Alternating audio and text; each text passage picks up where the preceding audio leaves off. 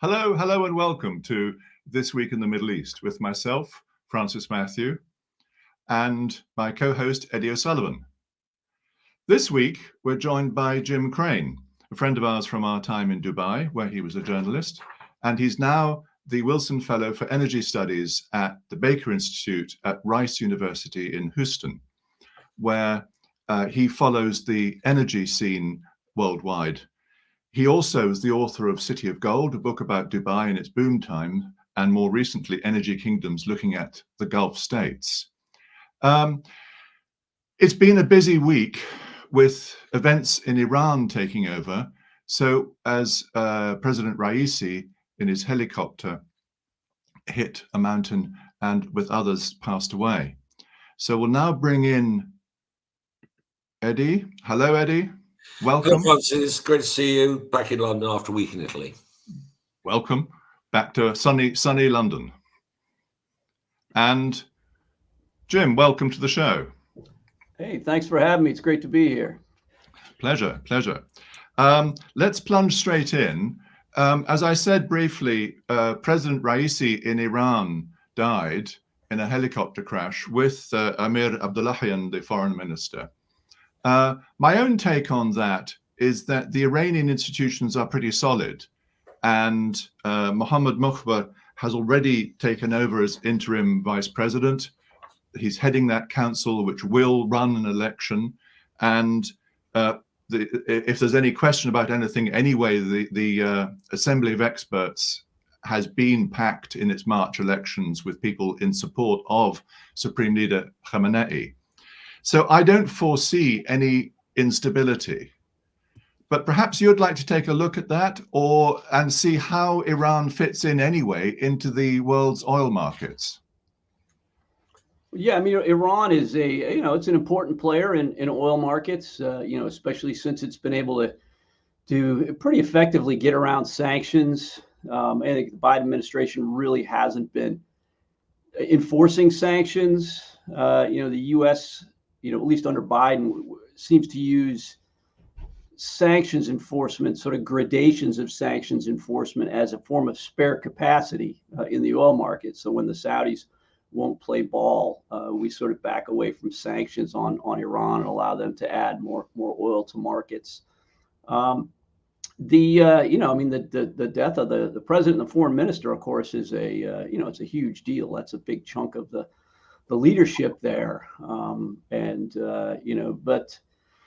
in oil markets, I mean, there's so much excess supply, excess production capacity right now that, the geopolitical risk premium is, I think, it's baked in, and it doesn't seem to be affected even by, catastrophic events like the war in Gaza, attacks on shipping in a crucial strategic choke point, the Bab el-Mandeb in the Red Sea, and the death of the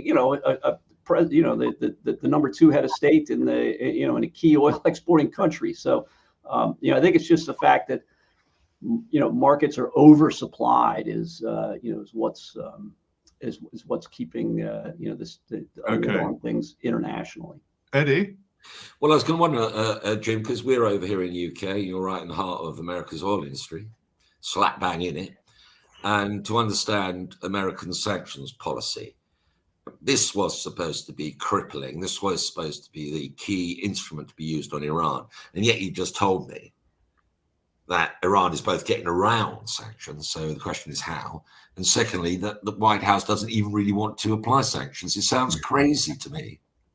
Yeah, well, I mean, sanctions may have had a role in the death, the president, foreign minister, and the others on that helicopter, right? So I don't want to minimize them too much, right? So Iran's been having a hard time getting spare parts for aircraft, right? Even civilian aircraft. So it's not, I don't think Iran's out of the woods on sanctions. I think that the Biden administration seems to have, I don't know if it's formal or informal, there seems to be sort of a less for less agreement going on with Iran, where Biden administration is going to look the other way on oil exports. This is helps him with his domestic approval rating here in the U.S. Right? I mean, there's a strong negative correlation with presidential popularity and U.S. gasoline prices. Right? I'm sure your listeners know about that. But so they have there's some mutual interests in it. Iran has been, I mean, they are seeing their proxies are causing some mischief around the world. Hamas, Hezbollah, and the Houthi, but Iran not so much directly. I think the U.S. doesn't want to antagonize Iran, doesn't want to a war for sure in the Middle East, another one, and and Iran's been doing, they've been living with sanctions for so long that they've developed workarounds, in their sort of domestic self-sufficiency, but they've also been pushed, by this continuing U.S. pressure on them, and also on Russia and China. Those three countries are being pushed together by, as a sort of side effect of U.S. sanctions and trade policy. So Iran is having it's in a strong period right now, and it's also repairing relations with the Arab side of the Persian Gulf, right? So yes, that's important. The fact that they were reaching out to the Saudi Arabians and have still kept in touch despite the Gaza war. Yeah, so there seems to be some pragmatism, around this. Despite the Gaza war is a really serious kind of international relations irritant here that a lot of the players seem to be wanting to really try to limit the effects of that on the rest of the region, and Iran included.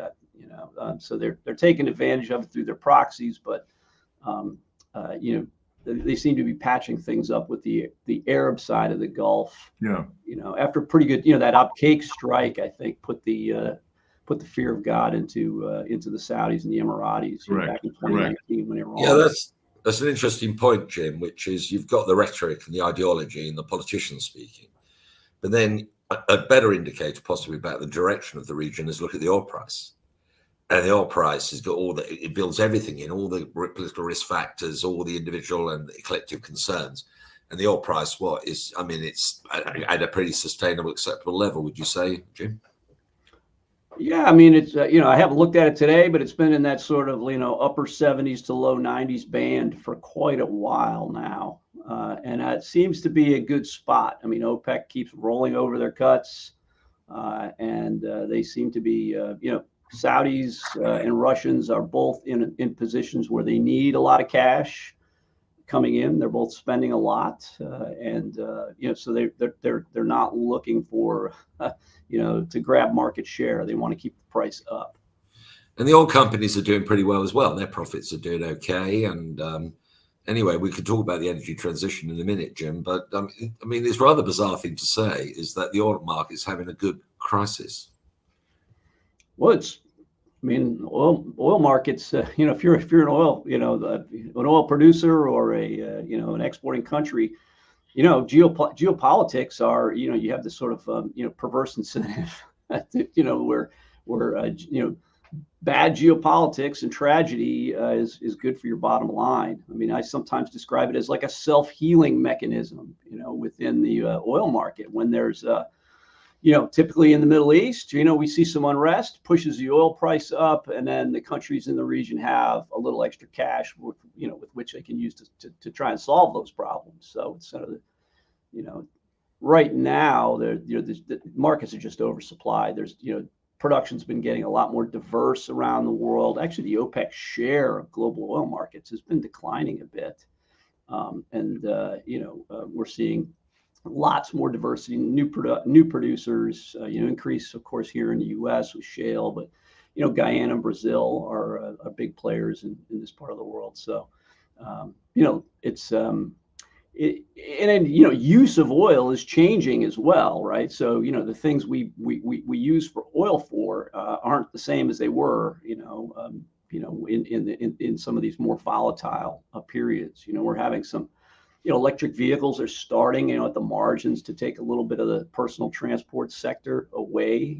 We sort of reduce oil's monopoly on on that. And then petrochemicals is another one where more oil is going into that now than used to. That's where the growth is really globally for oil demand, is in the petrochemical sector. So the crude and the oil then becomes the feedstock for those industries.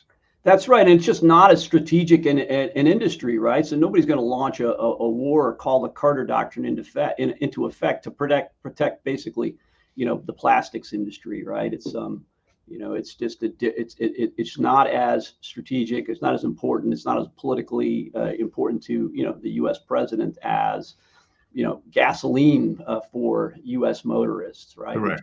But this transition is going to take a very long time. I mean, we talk about it as though it's happening, but it must still be in very few countries which can afford to transition.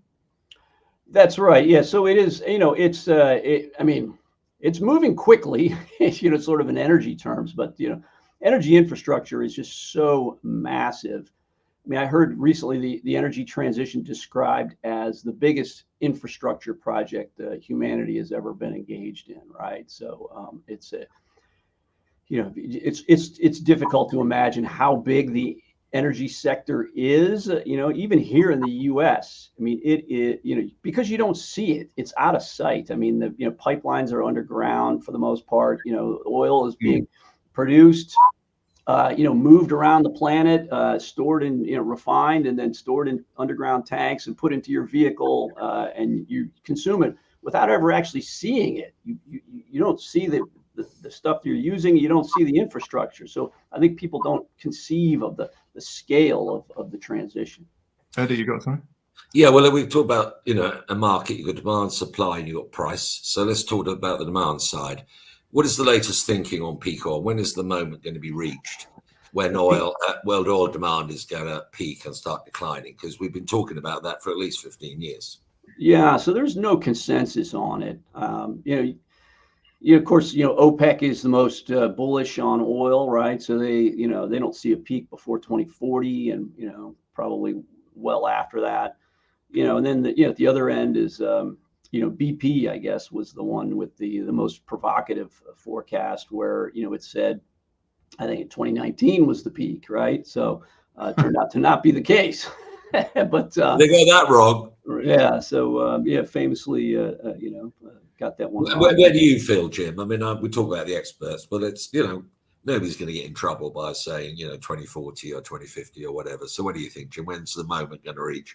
Yeah, I would guess that we'd hit something resembling a plateau before 2040, right? So probably in the 2030s at some point. Hopefully the early 2030s, but probably a plateau. We're seeing efficiency gains are going up at the same time as we're seeing alternate technologies taking a little bit of market share.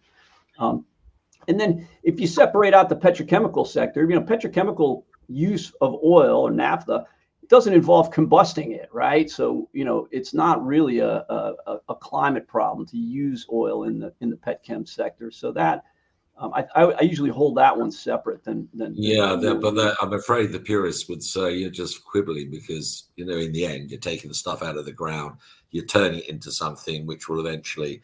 Anyway, so I'm going to put my own neck on the line here. I'm going to say it's after 2040. And one of the advantages being my age is possibly I won't be there to have to pay out on any bets I make. So what about supply side, Jim? What do you think on the supply side globally? What are the big factors over that 15-year period? Do you think the structure of the supply side is going to stay the same? Are you going to see really big changes? What do you think? Well, there seems to be a rush to get more oil out of the ground before we start to hit that plateau, and probably deal with the lower oil prices for longer, right? So I think there are a lot of developing countries now that are looking to move sooner rather than later, right? They maybe 10 or 15 years ago they would have underinvested on purpose because they wanted to preserve the value of the oil for future generations and promote higher prices. Nowadays, I'm starting to see some evidence that countries are willing to offer attractive contract terms to try and move that oil to market and turn a below ground asset into above ground assets more quickly, kind of step it up. So I think Well, we'll see. well, that's a bit perverse, doesn't it? That you've got the forecast to peak oil demand, as a result of which people reduce the price, which is going to stimulate demand higher than it would otherwise have been. That's beyond my pay grade to work that one out. But in terms of the suppliers, which countries do you think are going to really be most influential over the 15-year period till this moment is reached? What do you think? Is going to be the same players? It's still going to be Saudi Arabia? It's still going to be Russia? Yeah, I think so. I mean, so the biggest players, in a market that's in decline, especially, are going to be those with the lowest costs, right? So the lowest cost production, you'll see that that cost curve. The big low cost producers at the bottom of the curve are where we should look for our future supply, right? So those are the big producers in the Gulf, plus Russia, U.S. to some extent. Guyana is looking pretty competitive now. Offshore Brazil is also. So,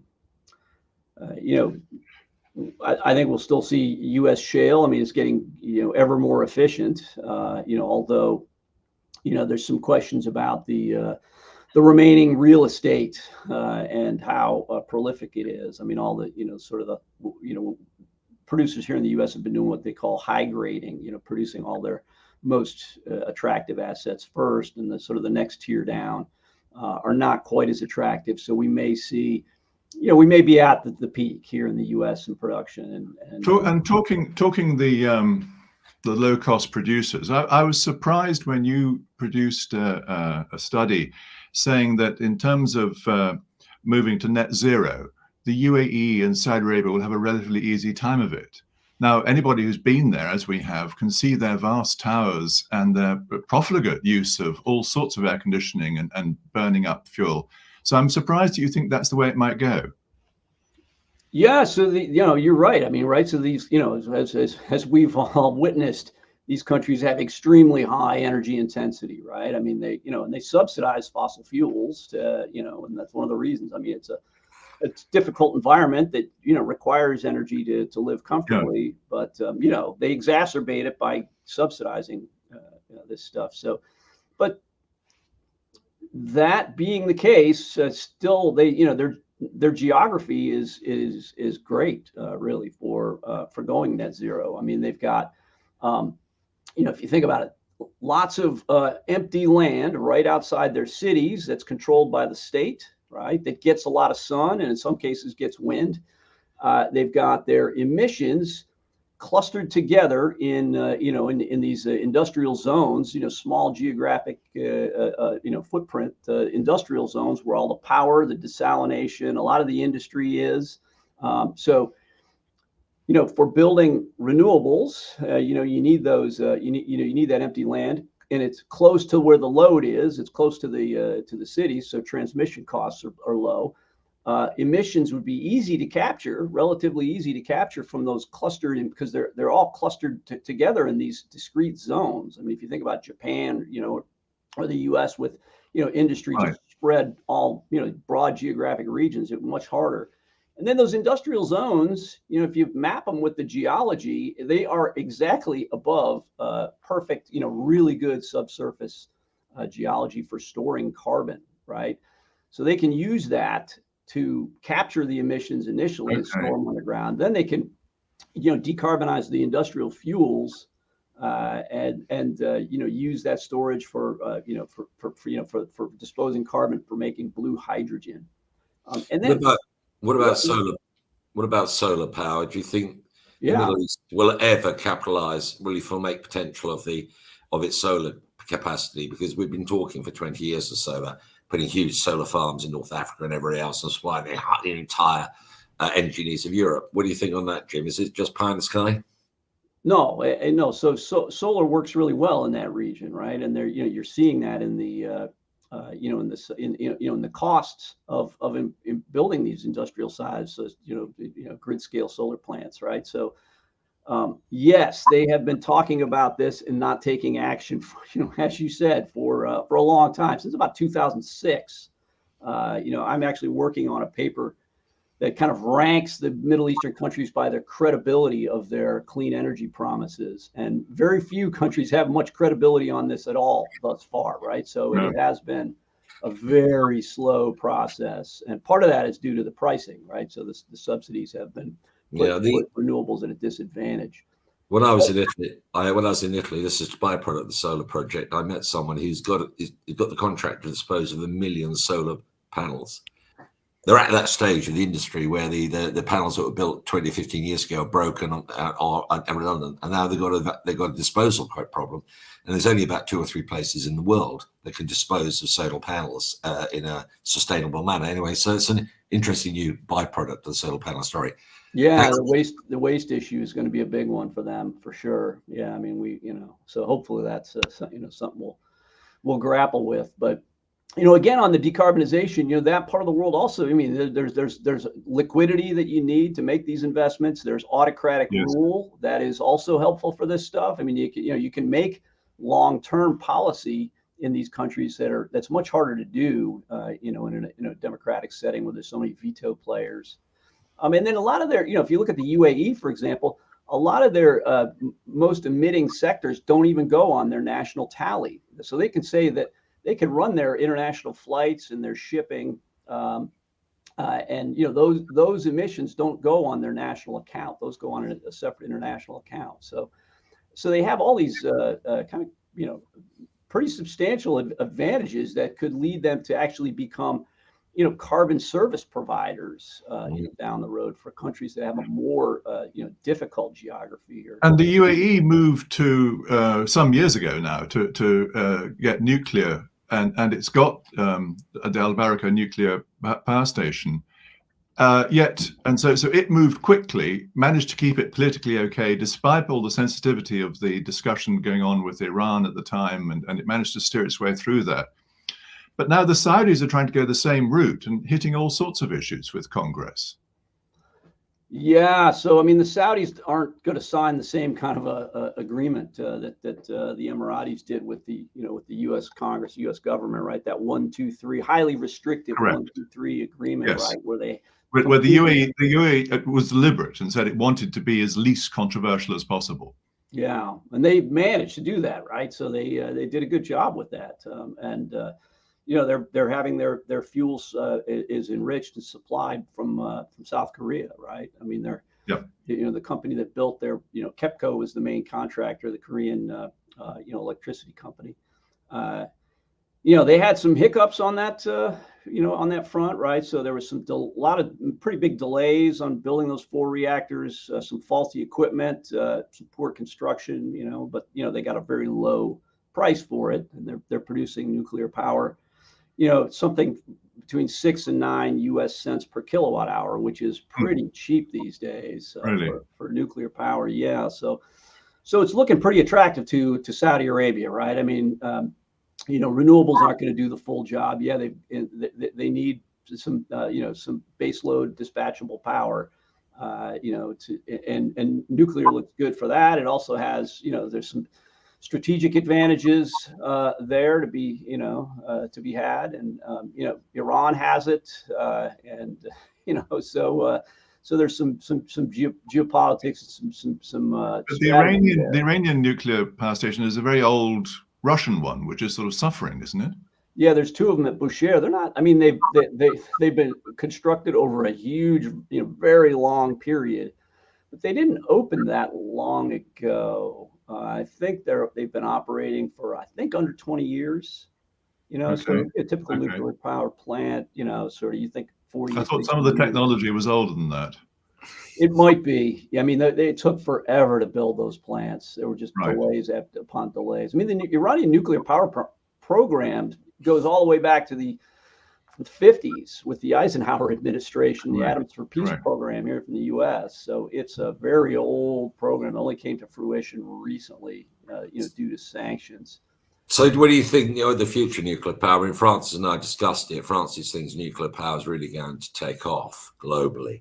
my feeling, I'm a bit more skeptical. So one of the reasons why you cited it, because if you've got a nuclear power station, well, you're pretty close to having the thing that nobody wants you to have. And also nobody wants a nuclear power station at the bottom of their garden, and things like that. And certainly that's not just, that's worldwide. So I'm a bit skeptical about the extent to which nuclear power is going to solve the world's environmental problems. But what do you think, Jim? Well, it's not competitive on a price basis with just about everything else, right? I mean, there's not many more expensive ways to make power than what we have now from nuclear, right? So it's that said, it is growing still in some places, right? So China and Russia are able to build plants at a reasonable cost in developing countries. So I think and in their own countries, right? So I think we'll still see that going on. It seems to be it requires heavy state involvement. So countries that have a strong centralized state, but maybe tilting, sort of, autocratic countries, are usually a little more, like this. So, probably a better solution in some of those countries than in places where, it's up to private investors to build the power sector. I mean, I don't think private investors really want to go down that road in the West. No, so it'd be states.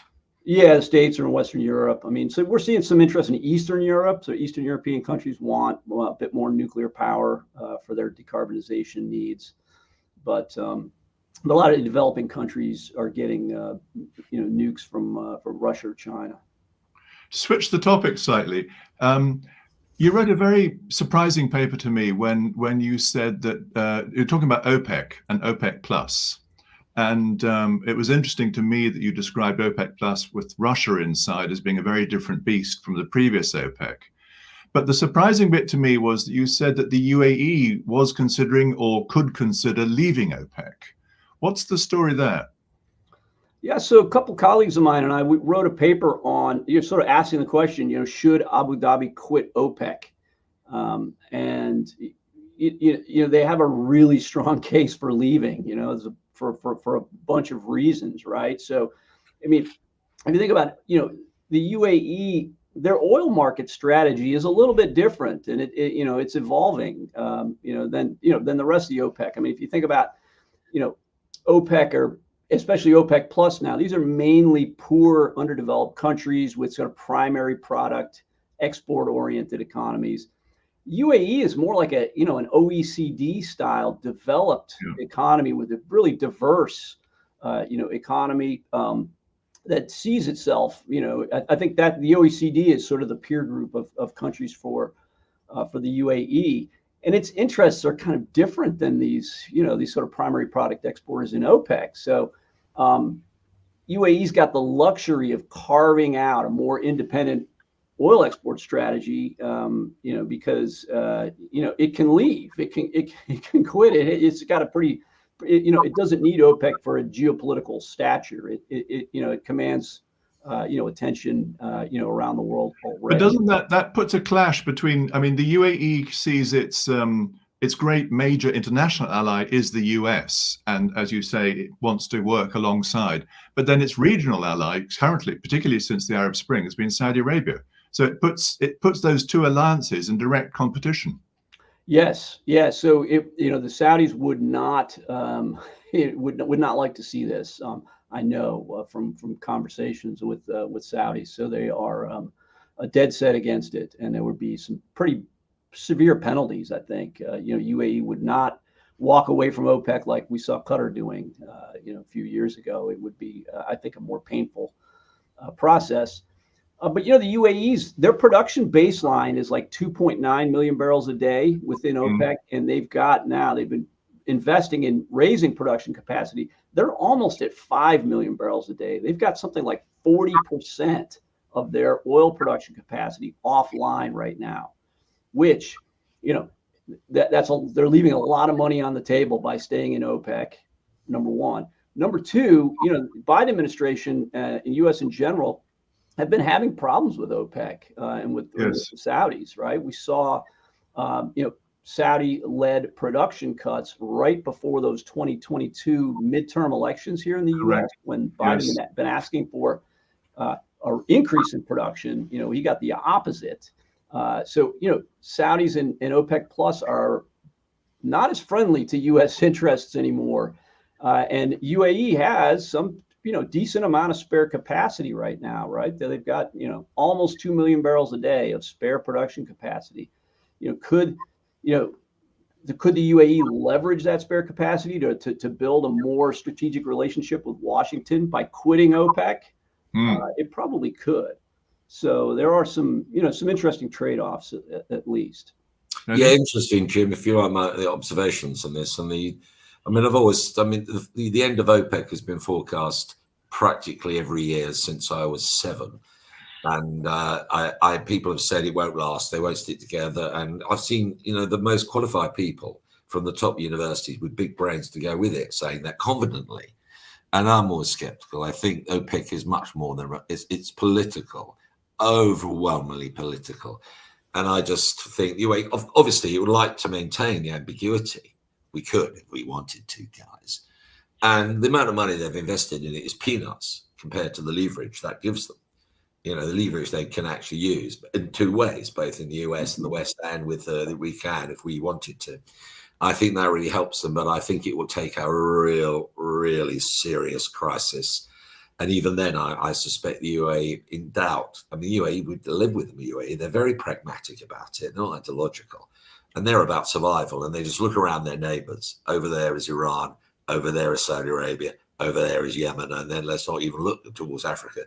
And I think they can see that really, in the end, they are a Middle East country. And as much as the elite wants to be seen as more American than you, the reality is that they're going to have to stick. But anyway, that's my feeling. I like the intellectual exercise, and it's very valuable. So, and the UAE can use and has been using threats to quit OPEC to get increases in their baseline, right? So they sometimes bluff in this way, and they're lo and behold, they get a little better deal from. So they can work within the system there. That's right. Yeah. So that. I'm old enough to remember the time when the UAE and Dubai who controlled UAE's oil production quota. So the UAE was represented in OPEC. Dubai wasn't, so we're not covered by them. Right. I remember the stories, and I'm sure they're all defamatory, so I won't mention any names, of the one minister at OPEC meetings would nip out of OPEC meetings and trade in the futures market. Oh boy. All right, okay. Before we close, Jim, I'd like to ask one final area, which is you wanted to make a comment about supply chain risk and how that is much higher with the fossil fuels and much less with the renewables. Can you put some numbers on that or describe that kind of shift? Yeah, I can't put numbers on it, but I can describe it. Sure. So one of my colleagues here and I did a couple of papers actually looking at so energy transition risks and looking at mining totals. It didn't what we've been reading. Sort of in the popular discourse or hearing the popular discourse was basically people were arguing that transitioning to renewables was going to involve a lot more risk. We're going to deal with more concentrated commodities that are found in fewer countries. They seem to go through China at some point in their processing, and that means that our energy systems are getting more geopolitically risky rather than less. And we looked at this really closely and basically argued that no, it's getting less risky, and mining is going to decline precipitously. And actually, the overall energy trade, even though energy consumption is going up globally, the trade and the amount of money that exchanges hands in the energy business is likely to decline. Now, that's because renewables don't use fuel, right? So if you think about global trade, fossil fuel trading is a big chunk of that, right? It's it's like 10 to 20% by volume or by depending if you're looking at value or volume. So it's a huge chunk of global trade. That global trade has to cross borders, especially if you think about natural gas pipelines. There are transit risks every time the border is crossed or a shipment has to pass through a strategic choke point. And burning the stuff means that you need your supply chains connected 24/7, 365. If the supply goes away, even for a short period, people die from that, as we saw here in recently in Texas. You see it in Eastern Europe in 2009. Eastern Europe with Russia and all that. Yes. Exactly. Yeah. So renewables, the supply chain, yes, there's a lot of risk in that supply chain, but it's a construction supply chain with raw materials or components. Once your renewables array is built and plugged into the grid, the supply chain is finished and it moves on to the next construction project. There is no delivery. There's no supply chain that's needed to keep that. I don't think many people have thought about that. Yeah, so it's very different. And then the mining, I mean, we have a lot of mining in our current energy system, right? I mean, starting with coal, more than 8 billion tons a year of coal is mined. That doesn't include any of the waste, right? Coal ash or the overburden. And when I looked at how much sort of critical minerals and materials that we were using in the energy transition, it was about 350 times smaller than that amount of coal. So it was between 20 and 30 million tons a year of that, and that's just a 1 year snapshot. That 22 million tons produces infrastructure that produces power for 20 years, right? And so if the same, so you'd need, if you want to produce the same amount of power next year as you're producing this year with coal, you need to mine another 8 billion tons. But with renewables, you mine that amount once, and you're going to produce relatively the same amount of power for 20 years. So it's very, very different. Interesting. Yeah, so they're very, very different industries, very different sort of security, energy security profiles. Excellent. Jim, I'd like to thank you. Thank you very much indeed for some fascinating insight. And it's great to talk to someone who really catches the whole world and knows the numbers. Well, thanks for having me. Yeah, thanks a lot. Nice to see you. It's great to see you, Jim. Thanks very much. Yeah, I mean, it's a great chat. Thank you, mate. Appreciate it. Thanks. So that was a very interesting roundup of the world there and the oil, how the energy is seen. So with that, I wish you Assalamu alaikum rahmatullahi wa barakatuh.